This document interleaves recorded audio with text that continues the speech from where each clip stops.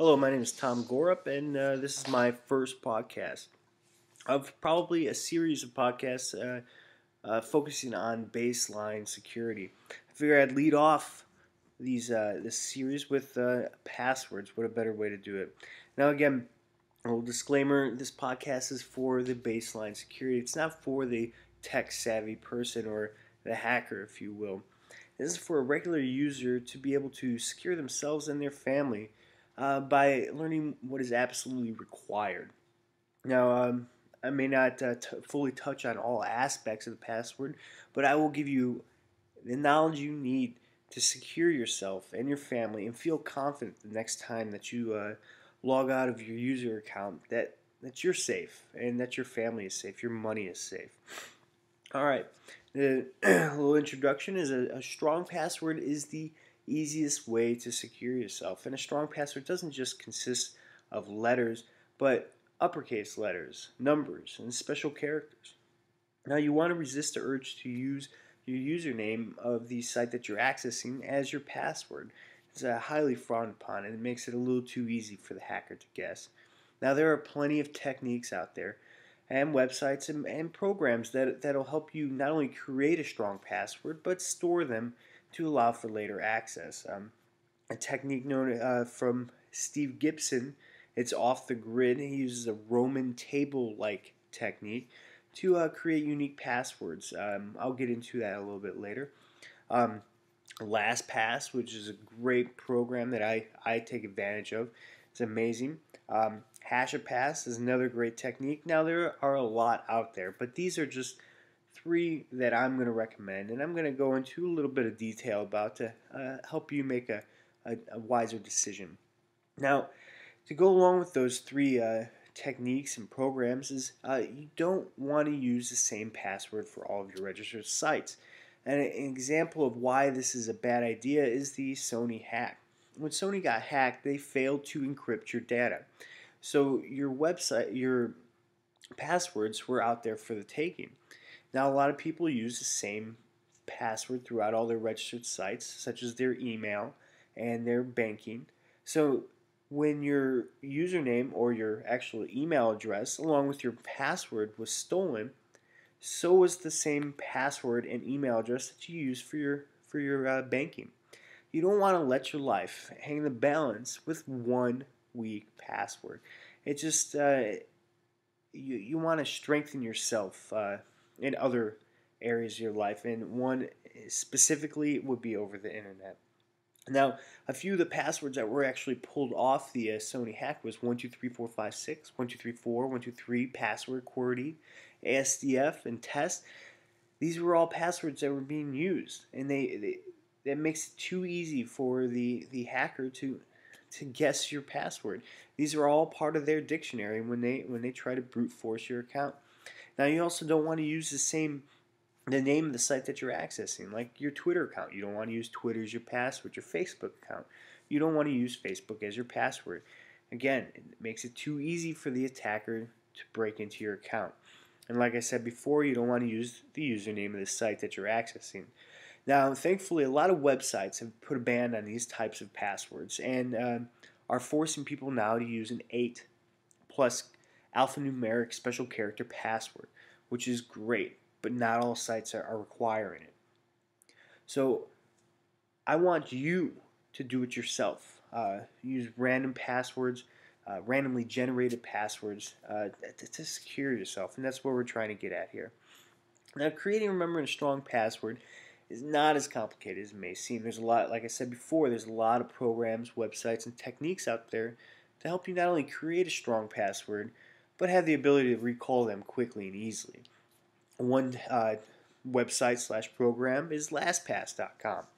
Now, LastPass encrypts and stores your passwords for later access for each website.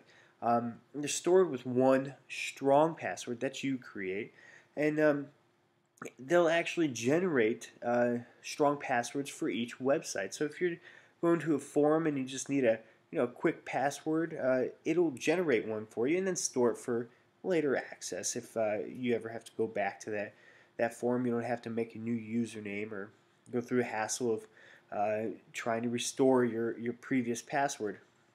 LastPass will remember it for you, and you can access it anywhere. Any web browser that supports the LastPass extension, you can go ahead and install on there. And they also have smartphone applications that you can install on your smartphone and access your passwords at any time, anywhere.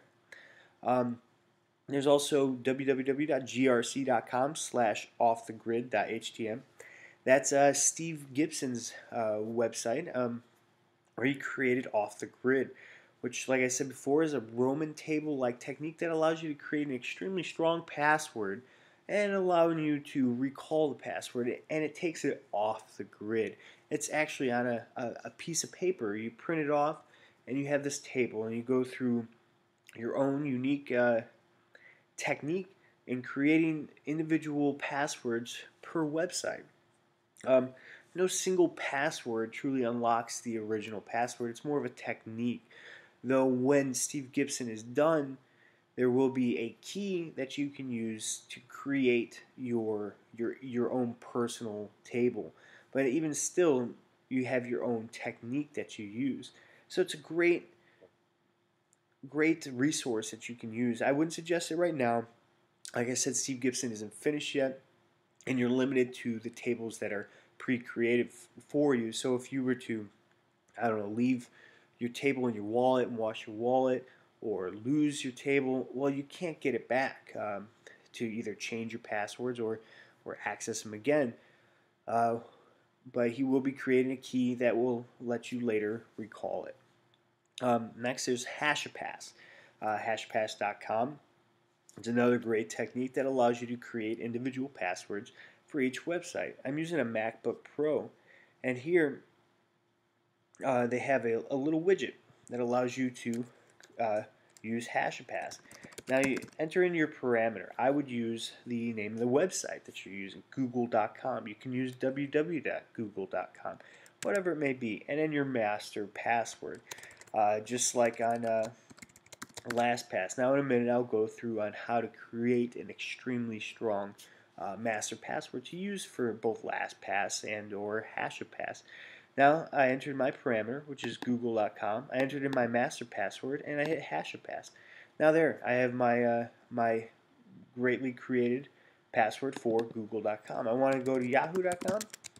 Again, just enter in yahoo.com as my parameter, master password, HashiPass, and there's my random generated alphanumeric special character password. Now you need to go back to Google. Just as easy as typing google.com and your master password, and there you go. You have your stored, not actually stored password, but hashed password. So HashiPass is another great technique that you can use and access anywhere that has web access, and your passwords aren't actually stored anywhere. Now, if your site that you're accessing allows two-step or has two-step verification, take advantage of it. Two-step verification is great. It's just that one more security feature that authenticates the person behind the keyboard. It makes sure that the person accessing that account is the actual owner or owner of the account. And it does this by using security tokens, biometrics, cell phone applications like the Google Authenticator or the Battle.net Authenticator, also RFID and smart cards. These are all incorporated with a password. And if your website that you're accessing uses it, take advantage of it. Like I said, just that one more lock in front of the hacker that he has to get by, and it makes it significantly more complicated. Now, we're going to go ahead and create our own password that you can use for HashiPass as your master password or LastPass in the same respect. First of all, you want to prevent someone from from accessing your password, or prevent yourself from being manipulated into giving more information about yourself, in turn unknowingly giving away your password. You can grab a dictionary and just turn to a page, grab a random word. Here I got defiance. All right.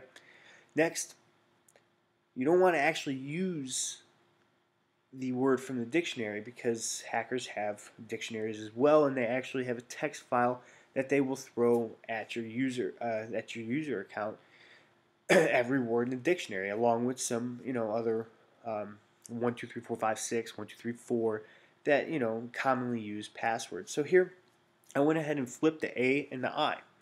All right, now I have a misspelled word, which is good, but it's not 100%. We want to go ahead and we want to add some more randomness, add our numbers, and capitalize at least one character. Here I replace the E's with 3's, the I with a 1, and capitalize the N. Now you want to capitalize at minimum one letter, but you don't want them all capitalized at the same time. So do whatever makes it easy for you to remember. Now at the end or at the beginning, you want to add a little bit of entropy. You can do it in the middle, whatever makes it easy for you. But here at the end, I added 5 exclamation points. Now, like I said, you can add at the beginning, in the middle, after the first character, after the third character, whatever you want. Just something that you can remember, along with random special characters. You don't want it to be letters. You want to add that extra bit of entropy to your password. Now here we just created a 13-character password based off 4 steps that can be used as your primary password and any one of your decided password keepers. To give you an idea of how strong this password is, if you head over to the GRC Haystack page, which, like I said, Steve Gibson has a great website over there. There's tons of research, but it's a little techno savvy, so it's going to be a little tough to comprehend. But he tries to break it down as best as possible. But the guy's a security genius. But on his Haystack page, it kind of gives you an idea of how strong your password is per se. Based off a brute force attack, it would take 1.6500 centuries, assuming you have some kind of super machine or a collaborative group of machines that are brute forcing at about 100 trillion guesses per second. That's ridiculous. Majority average computer will guess about a little less than a few hundred guesses per second. So it kind of gives you an idea of how strong of a password that we just created. Now, the hacker could have our specific 13-character password as their number one word in their dictionary, but the chances are obviously extremely slim to none. So now you don't have to use a password from the dictionary. You can use an easy to remember word, but like I said before, it's just trying to get away from being manipulated into giving away that password in one way, shape, or form. But you do want to make it your own and make it unique and easy to remember. And all you really need is just one strong one to secure your other ones. And LastPass encrypts those passwords, your single password especially, so that way if their database is compromised, your password isn't compromised. Now, that's all I have, but if you have any questions, comments, concerns, I would greatly appreciate any critiques. You can email me at tom.g738@gmail.com. Follow me on Google Plus or check out my site at securitytom.squarespace.com. Thank you.